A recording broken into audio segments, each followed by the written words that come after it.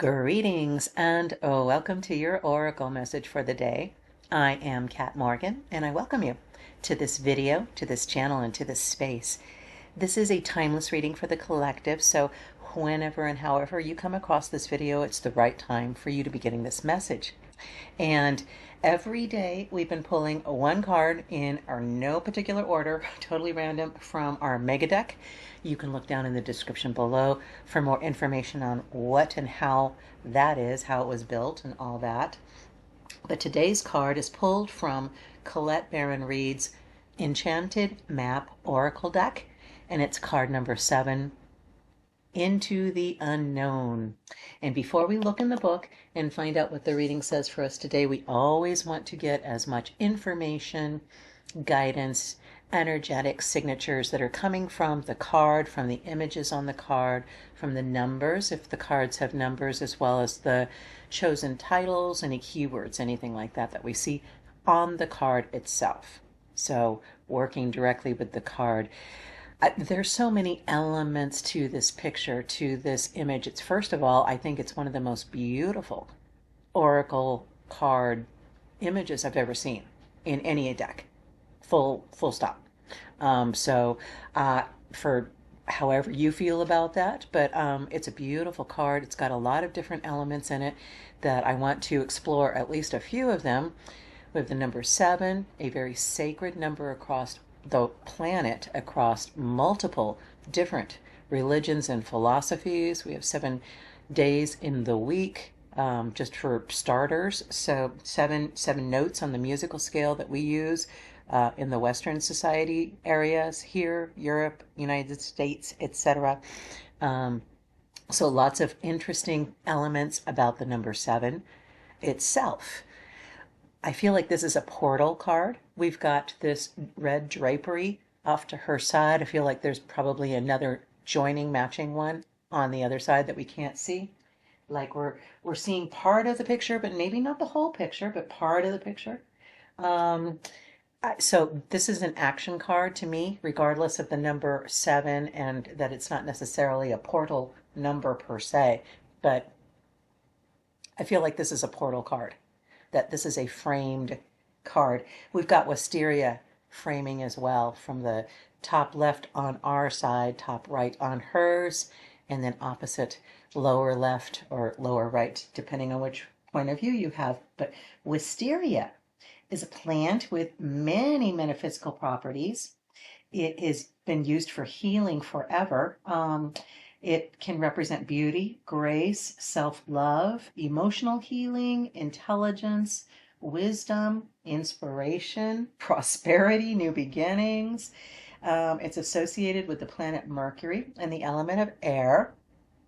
Its most common magical associations include psychic development, wisdom, and meditation. It can be a symbol of love, transformation, and spiritual enlightenment. And you can just go on and on and on. I personally love wisteria. It's a very strong, fragranced, flowering vine that just can kind of grow rampant if you let it. But it's beautiful. I also see there's like cards, or not cards, there are hearts floating around her on the card. Oh, Abby's playing with her toy again. Um, but there's hearts that are growing on the wisteria off to her lower left corner. And I see them actually floating around her body. So I'm not sure what the source is. Is she the source of them? Is the wisteria the source of them? I'm not sure. um, let's talk about, I know, Abby. Um, there's a checkerboard floor under her feet, a little balustrade behind her. I don't think that she's walking. I don't think she's moving. I don't think she has taken that first step yet. I feel like she's poised, like almost like her left knee is slightly raised to start to lift that left foot, to take that first step into the unknown. But she hasn't started yet. But she knows exactly where she's going. There is no fear in this pose at all. She is poised. She has got the eye in there. She's gone from a pose to poised. She has her hands raised. Like I said, so many different elements in this card. I love the gown she's wearing, number one, and I love her hair. We know that hair has, in a lot of cultures, a lot of religions and philosophies, is felt to be like an antenna that connects you cosmically to divine information and wisdom and knowledge. When we look at a lot of the indigenous headgear, there are a lot of them that wear feathers from extending out from the head to be an antenna to capture any information coming in from God, from the Great Spirit. Yes, so I feel like her hair is kind of like an antenna. Her hands, I don't know. I feel like the gloves have some kind of magical significance to them too. Like maybe they have beads of obsidian or tourmaline or something knitted into them. I'm not sure. On her right glove, on her right, there's a tassel coming down. In her left hand, so if she's right-handed, that's her non-dominant hand, she's holding a gold chain, almost like a dowsing rod, I almost feel like. She knows where she's going. She can feel. She's got her two physical eyes blindfolded so that she can see clearly with her third eye.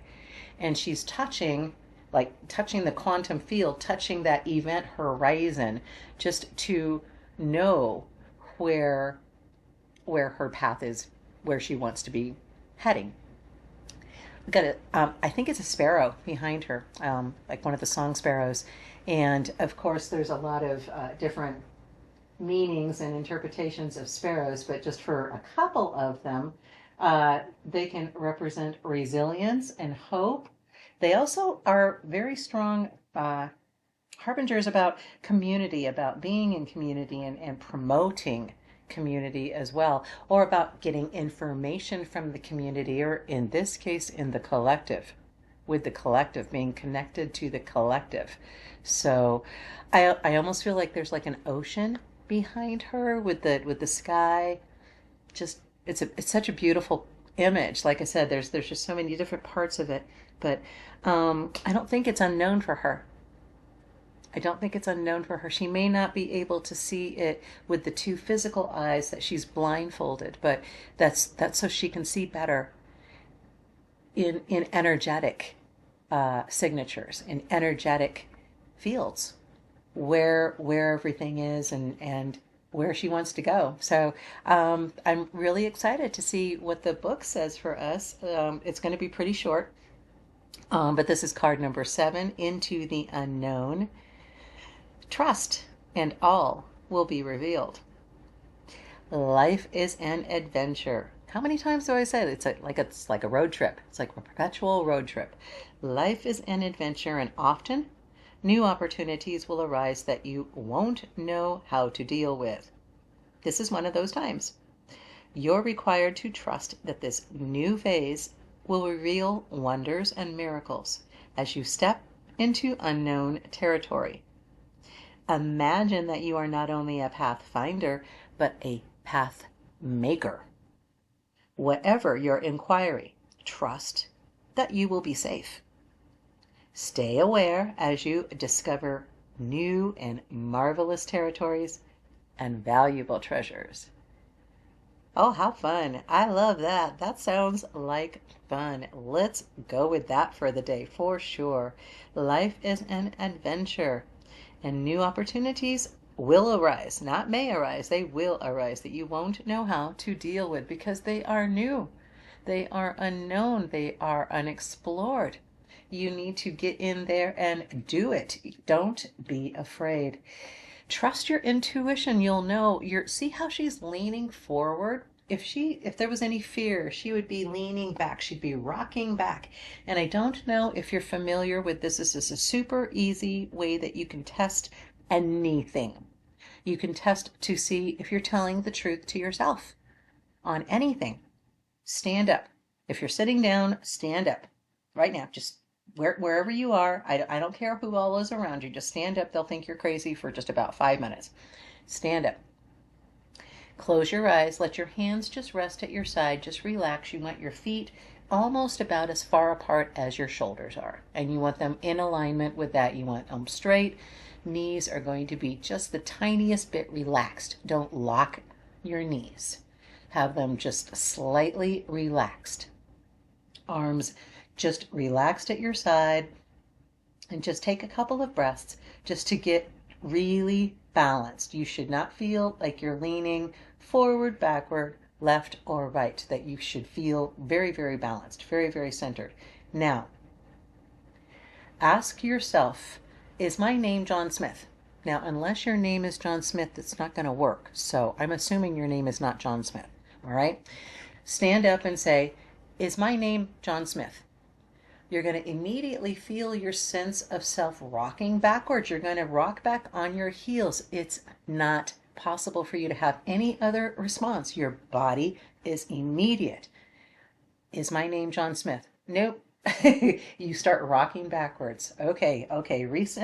Regain your sense of balance there. Regain it. No, you know you're not John Smith. Is my name, and then just say your name. Is my name Kat Morgan? For me, that would be true, yes.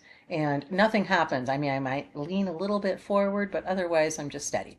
Yes, this is true. This is true. You can test anything. Should I buy this shirt? Should I go to the party tonight? Should I tell my boss what I've been thinking? Should I tell my partner what I've been thinking? Any question at all. You can ask any question at all. You are a dowsing rod, a living, breathing dowsing rod on your own. And you don't need any tools. Everything you need is right with you, right here, right now. As long as you are breathing and alive. You don't even, if for some reason you are unable to stand, if you have a physical impairment that makes it impossible for you to stand, you can still do it sitting. You simply sit as upright as you possibly can. Sorry, allergies are going crazy today. You sit upright as straight as you can. Straighten your spine as much as you can. Almost feel like you're lifting your head towards the ceiling, and then kind of relax in that space of being upright. And you can do the same thing. You will feel yourself rock backward if you say your name is John Smith and it's not. You will feel yourself rock forward or simply remain steady when you say my name is, and you actually say your name. So you can do this. It's called the tip test, and you can do it anywhere with anything. You can be in the grocery store. Should I buy this kind of bread or that kind of bread? Hold the loaf of bread right about where your abdomen, your diaphragm is, that solar plexus chakra, your third chakra, between your heart and your belly button, right in the center of your stomach. Okay, hold it like right about there, and just, have your feet are evenly spaced with your shoulders. You feel comfortable, relaxed. Just take a second. Should I buy this loaf of bread? And you'll feel, are you rocking backward? Okay, put it back on the shelf, get another loaf of bread. Super easy. No, you don't have to say it out loud. All you have to do is think it. So nobody has to know what you're doing. But it is an absolutely infallible. I guarantee you. And the more you do this, the more you work with it, the stronger and more accurate, more easily you'll be able to identify the energy to the point where you don't even have to take the stance anymore. You don't have to stand up. Make sure your feet are so far apart. Make sure you're, in whatever loose, attentive position, sitting, whatever. You won't have to do it anymore because you'll be so attuned to your body that when somebody says something to you, you feel yourself rocking back away from them. You know immediately, nope, that's not a good fit for me. Whatever it was that they just said, that doesn't resonate with me. No. You'll know because your body has become so familiar to you with its responses to anything, any idea, any concept. You'll know whether it's true for you or not just by using the tip test. So we've got her. She was in the tip test. She's got, like I said, blindfold. Her eyes are closed so she can see with her third eye clearly. She's got her hands raised so she can feel that quantum field right just before her, that event horizon. And she is poised to take her first step into the unknown. And so are you. You're ready for this. You've been hemming and hawing. You've been investigating and researching and exploring and getting more information. And you've got it. You've got everything that you need to go ahead and get started on this, to go ahead and make that phone call, have that conversation, take that action, sign up for that class, say yes to that opportunity. Say yes to that opportunity. Don't say no, say yes. You'll know because you'll feel yourself leaning into it. It's like you're trying to keep yourself out of it. You have to purposely, intentionally draw yourself away from it. Everything within you is ready to go. So just go. All right? I love you. Have the most amazing, fantastic day. Don't be afraid. It's okay. You've got this. Namaste and ciao for now.